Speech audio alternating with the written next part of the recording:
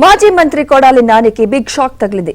కృష్ణా జిల్లా గుడివాడలో వాలంటీర్ల ఫిర్యాదుతో మాజీ మంత్రి కొడాలి నాని ఆయన సన్నిహితులపై పోలీసులు కేసు నమోదు చేశారు. సమావేశాలు నిర్వహించి తమపై ఒత్తిడి చేస్తున్నారని, తమను పదే పదే ఫోన్లు చేసి వైసీపీ నేతలు చేస్తున్న టార్చర్ చేసి ఇబ్బంది పెడుతున్నారంటూ వాలంటీర్లు గుడివాడ 1 టౌన్ పోలీస్ స్టేషన్లో ఫిర్యాదు చేశారు. వాలంటీర్ల ఫిర్యాదుపై కొడాలి నాని, ఆయన సన్నిహితుడు దుక్కిపాటి శశిభూషణ్, గుడివాడ పట్టణ వైసీపీ అధ్యక్షుడు గొర్ల శ్రీను తదితర వైసీపీ నేతలపై కేసులు నమోదు చేశారు. కొడాలి నానితో సహా వైసీపీ నేతలపై 447, 506, R/W34 ఐపీసీ సెక్షన్ల కింద కేసులు నమోదైనట్లు గుడివాడ 1 టౌన్ పోలీసులు తెలిపారు.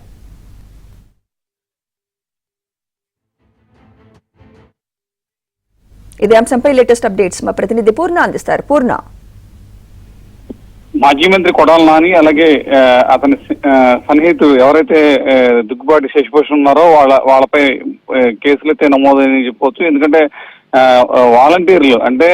వాలంటీర్లు ఏదైతే ఫిర్యాదు పురస్కరించుకుని మొత్తం కూడా గుడివాడ పట్టణ పోలీసులు కేసు అనేది నమోదు చేశారు.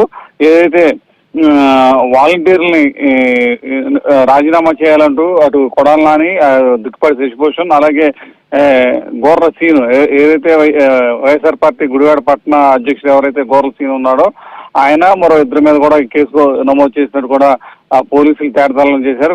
వీరిపై 447, 506, R/W34 ఐపీసీ సెక్షన్ కింద కేసు నమోదు చేశారు. ఎందుకంటే వీరంతా కూడా ఈ వాలంటీర్ల మీద తీవ్రమైన ఒత్తిడి చేయడం, పదే పదే ఫోన్లు చేసి వైసీపీ నేతలు చేస్తున్న టార్చర్ తట్టుకోలేక వాళ్ళంతా రాజీనామా చేశామంటూ పలువురు వార్డు వాలంటీర్లు గుడివాడ పట్టణ పోలీస్ స్టేషన్ లో ఫిర్యాదు చేశారు.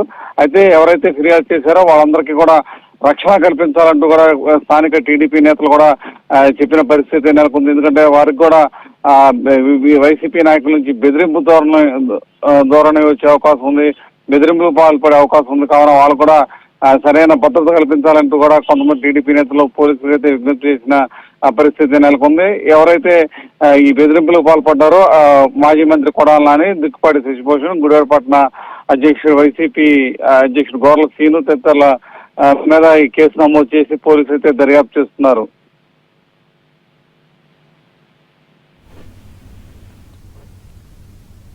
ఈ 36వ వార్డు వాలంటీర్గా కొన్ని సంవత్సరాల విధులు నిర్వహించానండి. మా ఇంటికి వచ్చి పార్టీ ఇన్ఛార్జీలు, కన్వీనర్లు, గృహసారులు మాకు 1కి 10 సార్లు ఫోన్లు చేసి మీరు జాబ్ రిజైన్ చేయండి, మా పార్టీ అధికారం రాగానే మీ జాబ్ మీకు ఇస్తాము, లేని పక్షంలో మేము ఏదో ఒకటి మీకు చూస్తాము అని అన్నారు. వైసీపీ కార్యకర్తలు మాకు అన్యాయం చేసి బలవంతంగా మాతో రాజీనామా చేపించారు. నైట్ 10 దాకా మా ఇంటికి దేనికి రావాలండి? ఎవరైనా సరే ఈ టార్చర్ తట్టుకోలేక మేము రిజైన్ చేశామండి. గౌరవనీయులైన నారా చంద్రబాబు నాయుడు గారికి, నారా లోకేష్ గారికి, అలాగే పవన్ కళ్యాణ్ గారికి ఒకటే అడుగుతున్నామండి, మా జాబ్ మాకు ఇప్పించవలసిందిగా, మేము న్యాయం చేయవలసిందిగా టీడీపీ పార్టీని కోరుతున్నాం. ఏ పరిస్థితిలో ఉన్నా సరే నేను బండి మీద వెళ్ళి ప్రతి ఇంటికి వెళ్ళి ప్రతి పథకాన్ని గురించి మేమైతే చెప్పాము. రాజీనామా చేయము అన్నా సరే మా యొక్క ఇన్ఛార్జీలు ఎవరైతే ఉన్నారో వాళ్ళు వచ్చి రాజీనామా చేయాలి, తప్పదు, మీరు చేస్తేనే ఎదుటి వాళ్ళు కూడా చేస్తారు అని 4-5 సార్లు వచ్చారండి. నేను హ్యాండిక్యాప్డ్ పర్సన్నే, మా వారు కూడా హ్యాండిక్యాప్డ్ పర్సన్. ఆయన కూడా మాకేం ఆధారం లేదండి. ఇచ్చే 5,000 కోసం మేము వాలంటీర్లకే చేసుకునే వాళ్ళము. ఇప్పుడు అది కూడా లేదు. రాజీనామా చేస్తే మీకు శాలరీ ఇస్తాము, తర్వాత మన పార్టీ వస్తుంది, మిమ్మల్ని తీసుకుంటాము అన్నారండి. మా జాబుల గురించి అడిగితే వైసీపీ వాళ్ళని ఒక్క సమాధానం కూడా ఎవరు ఏమి చెప్పట్లేదండి.